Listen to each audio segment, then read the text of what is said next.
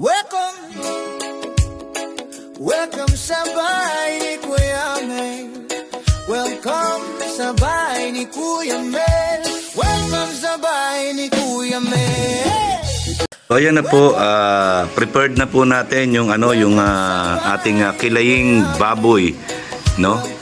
Ito po ay lutong Kapampangan. So ito na po yung ating mga kailangan, yung baboy, liempo po ang ginamit ko, baga, puso, atay, at yan yung puso. Ayan po. At ayan po ang mga kailangan natin: paminta, daon ng laurel, bechin magic syrup optional, siyempre asin, suka at patis. Yan lang po ang kailangan natin. Sa pang sangkap, luya optional din po yan. Siyempre sibuyas, bawang. Ano po panggisa natin mamaya. So ayan po, handa na po lahat. Nakamarinate na po ito sa suka, nakamarinate sa suka. So igigisa na lang po natin. Yan. Sa request po ni Ma'am Switzerland, no? Tawagin na lang natin siyang Ma'am Switzerland. So ayan po, kilaying baboy ng Kapampangan po ito.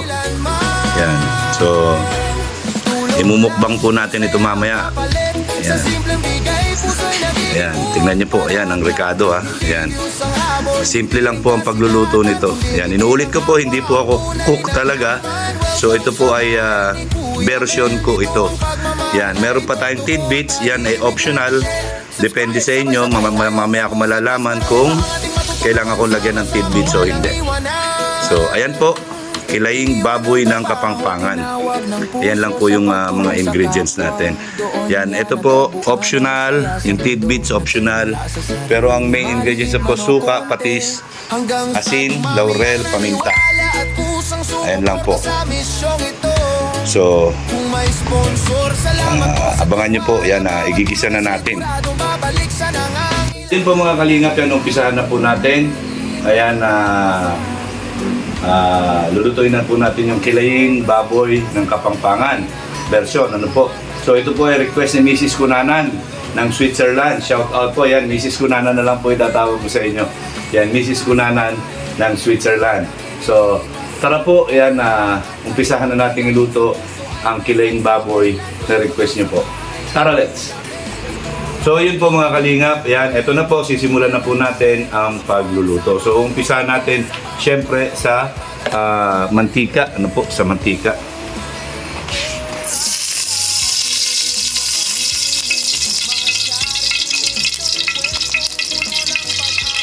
Ayan po.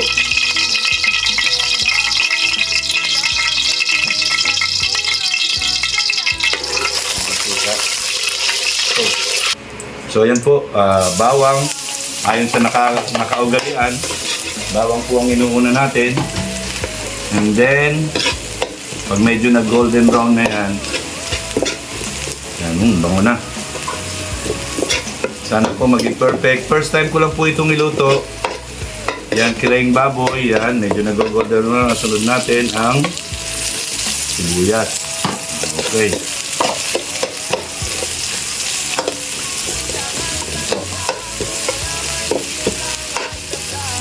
Sibuyas para hindi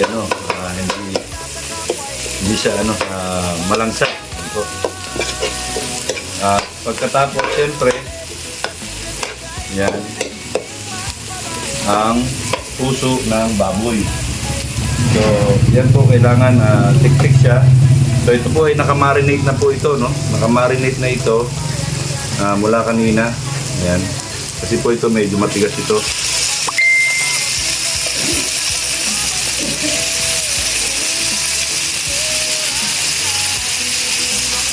Marinate na po yan.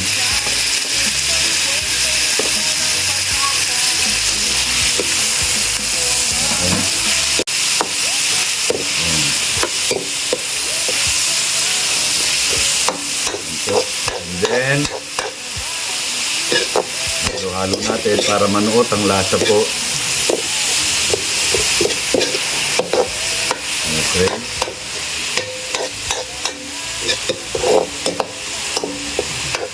So yan po, pabayaan natin siya, i-simmer natin siya hanggang sa maluto na siya ng konti.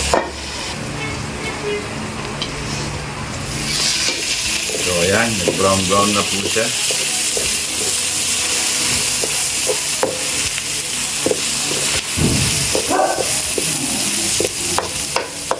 So isunod na po natin yung baboy. Ayan.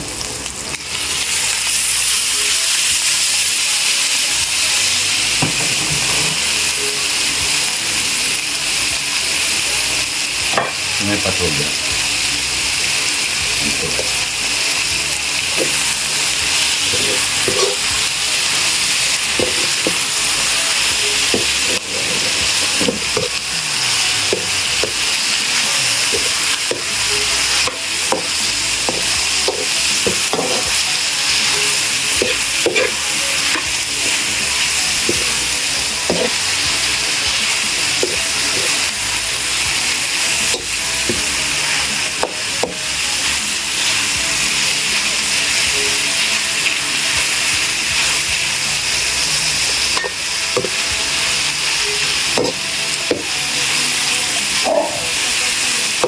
Okay, simmer po natin siya.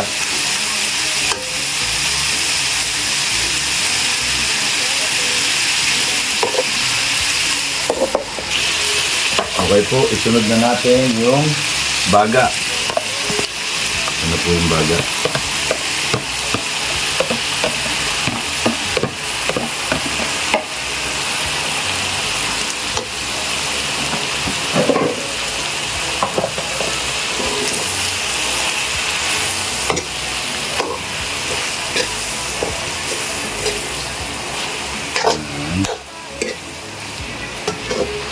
Yan, kay Mrs. Kunanan po, yan.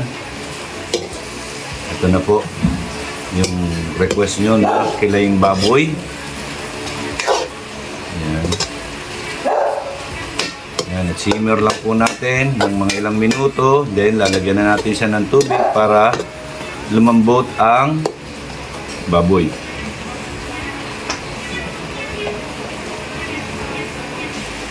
Yan po, yan. Medyo lutuin pa po natin ng konti para yung baboy ay malambot.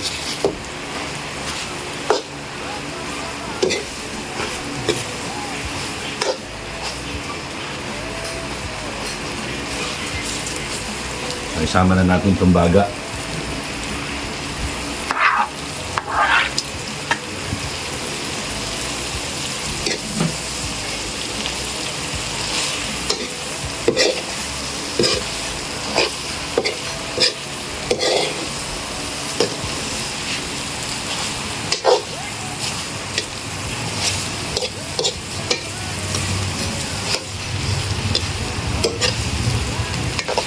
Ito na po yung kilayin ng Kapampangan. Version ko po ito ha. Version ko ito. May iba-iba pong version. Maraming version po ang pagluluto ng kilayin ng Kapampangan. So ito po ay version ni Kuya Mel. So yan. Nalagyan po natin ng tubig.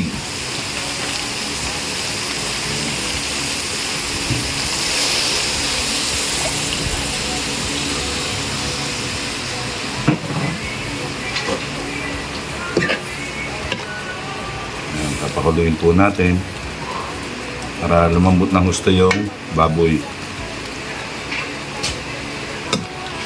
So first time ko po itong lutuin, mga kalingap, mga ate, mga kuya, mga kabalen dyan, mga ka-OFW. Yan po. So pabayaan natin siyang kumulo. So ayan po, yan mga kalingap. Ayan, wow! Ayan na po, oh. Ayan nyo. Yan, grabe. Kilaying Kapampangan version ni Kuya Mel. Iba-iba pong version ito ha. Inuulit ko. Hindi po ganito talaga ang pagluluto. Meron yung iba. Iba yung style ng pagluluto nila. So, yan po. Ang ilalagay natin na suka ay yung pinagmarinita natin. Kasi ito po ay timplado. Yan po. Siyempre, lalagyan natin siya ng patis. patis. Ayan. Kunti lang muna, baka umalat. Yan. At siyempre, nalagyan natin siya ng paminta. Pino po yung nilalagay ko, pino. Yan.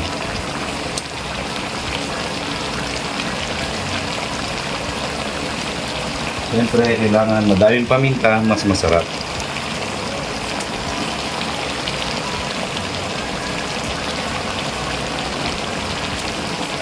So then, mekos-mekos.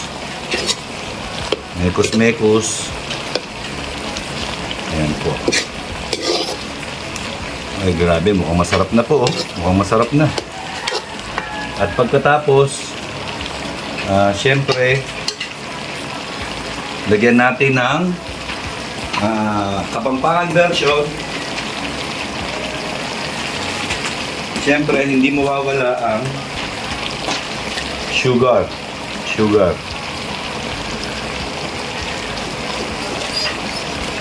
Ayan.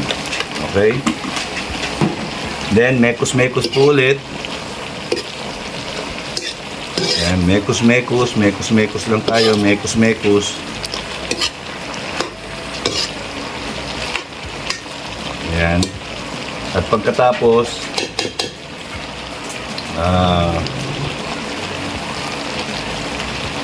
ayan, siyempre yung laurel.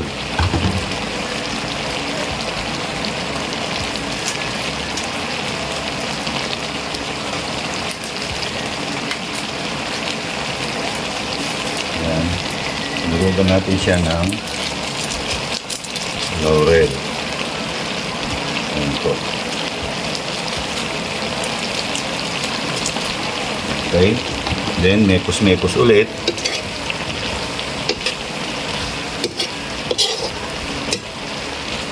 Lahan natin yung apoy.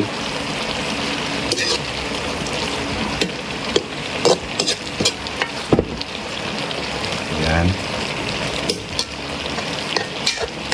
So, antayin po natin maluto yung suka.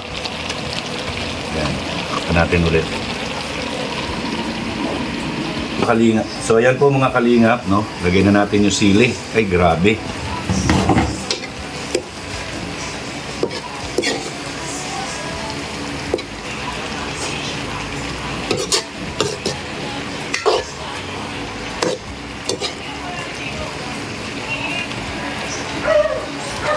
Ayan po, oh. Kilaying Kapampangan. Ayan. So, painitin pa natin ng konti na lang. At good to go na. So yan po guys, luto na po yung ating kilaying baboy.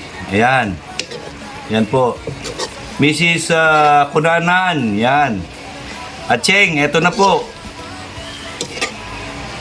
Bala mo, lupaya pong manyaman. Yan. O yan. So, ayan po mga kalingap. Yan, final taste.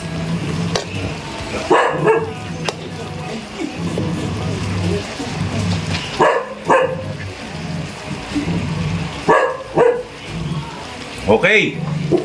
Good. Medyo maasim na maalat na medyo konting tamis. Yan po. So, yan po, abangan nyo. Imumukbang po namin ito. Yan. Maraming salamat po. Yan. Ito po yung kilawing baboy version ni Kuya Mayor. Yan. Shout out po kay Mrs. Kunanan. Thank you po. So, ayan na po. Yan yung ating finished product ng kilaying baboy. Lutong Kapampangan po ito. Yan, version ko po ito ng pagluluto ng kilaying baboy. Ayan. Ayan po siya. Kilaying baboy. So, hindi po siya masabaw. Yan, sakto lang po siya. Sabi nga sa Kapampangan po ay, kabalen, manyaman. Ayan. Dakala salamat po karing kabalen. Ayan.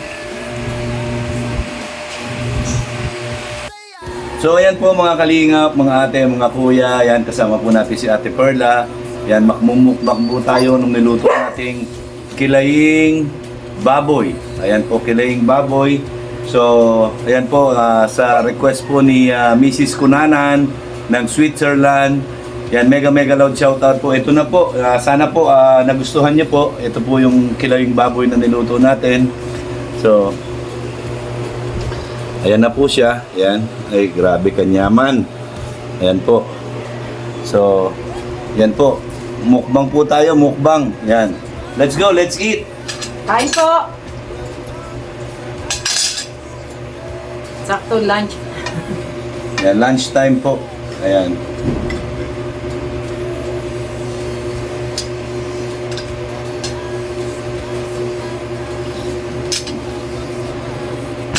Yan, pakisupport din po. Yan, si Ate Perla Official. Ano po? Meron din po Masupport siya. po. Meron din po siyang channel, Ate Perla Official. Pakisupport lang po yung kanyang channel. So, wala po tayong issue dito, mga kalinga pa, mga ate, mga kuya, mga ka-OFW dyan. Yan. Ito po ay pagluluto. Yan, panibagong recipe po ni Kuya Mail. First time ko po nagluto. I hope na masarap po. At hindi man siya perfecto, pero I think masarap po ang resulta nito. So, let's eat po. Yan. Acheng, mangan tamo. Po, mangan. Grabe, sakto lang po. Meron siyang sarsa, konti lang. So, hindi po siya masabaw. So, ayan. First bite. Kain po. Ayan. Unang subo, sa'yo po, Acheng.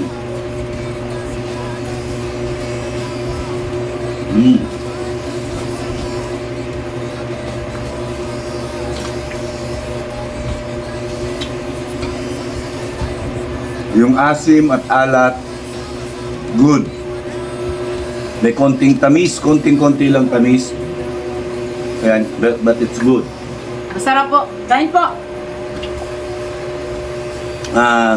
Optional po, kung anong sausawan gusto nyo, kalamansit patis, yung kalamansit toyo, depende po sa inyo. Pero ako po, hindi na ako gumawa ng sausawan dahil para sa akin, eksakto po yung lasa.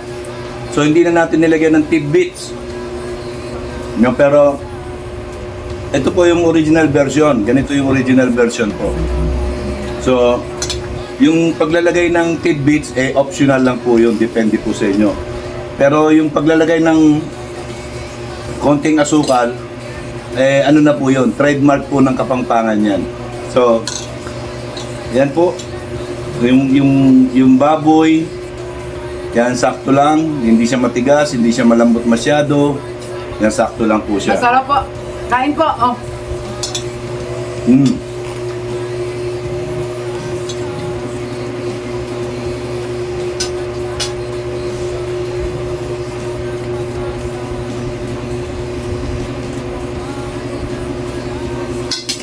So next time na lulutuin ko to, alam ko na po kung ano yung dapat kong gawin sa karne, at mas mapapasarap pa po natin ang lasa. So this is my first time po nalutuin itong kilaing. Yan. Salamat po sa mga kapatid ko na binigyan ako ng advice kung paano. Ano po? So na-perfect naman po natin yung sinabi nila. So this is good po. Yan. Yan, para sa akin, itong luto na to is 80% masarap po. Yan, masarap. So, abangan nyo bukas, pagluluto natin ng nilagang pata, yung sa hiding place, yung mga karpintero po nila Kuya Bal, pagluluto po natin ng lunch sa hiding place po bukas. So, abangan nyo po yan. So, ito po, perfect. Sarap pa to kung maanghang. Hindi ko inanghangan, pero optional yan kung gusto nyo maanghang, kung ayaw nyo. Pwede siyang pampulutan, pwede siyang pang ulam.